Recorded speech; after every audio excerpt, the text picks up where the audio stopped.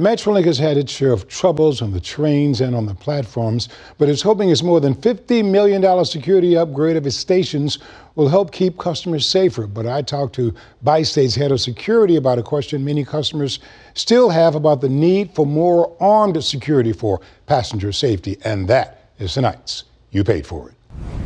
Bi-State has launched a more than $50 million plan to make its Metrolink stations safer by installing gates and only allowing passengers with tickets on the platforms. Officials admit they can't stop every crime, but believe the new setup will help a lot to deter crime. But I had a question for Bi-State's head of security, Kevin Scott. It's a question that many passengers are asking right now when they get on a train or on the platform and don't see an armed guard. When you finally finish this project, will you have enough armed security on the trains and platforms? Well, the component of armed security is always going to be law enforcement at this point under the federal compact that we operate.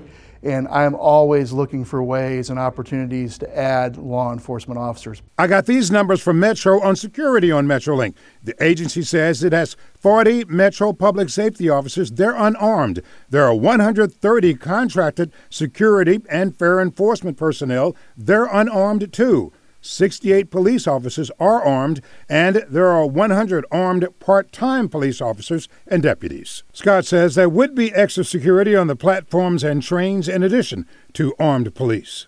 The 35 that I mentioned, those are security officers that will help complement the 35 are not armed, right? Those are security officers that are licensed as unarmed. They cannot be armed under the federal compact. So are they really going to make a difference if they're not armed? There is a substantial benefit to security personnel for customer engagement, eyes and ears on the system. We deal with a lot of our engagements are non-criminal engagements. Isn't that the weak link, though, in your plan, is that you don't have more armed officers? Having armed officers is hugely beneficial. I would love to have more, yes. I wouldn't call it a weak link, but it is something that is a substantial return on investment. But Kevin says there's good reason Bi-State doesn't have more armed security. It's because of a federal Bi-State compact enacted decades ago involving Missouri and Illinois that set up the Bi-State transit system in the first place. It's a deal involving St. Louis City and County and St. Clair County. Civilian security officers cannot be licensed as armed security under the compact. The compact specifically says that anyone that is armed within the security structure basically has to be post-certified law enforcement. So you think that was a deal by the armed police departments to protect their own gigs, that they would prevent Bi-State from being able to arm itself? But I don't think this was a malicious intent, but it is the dynamic that we have to work within at this point.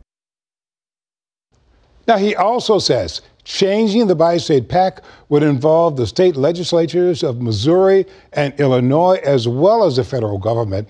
But he said in the meantime, the agency is going to do its best to hire more armed security. Of course, I'll stay on top of this deal.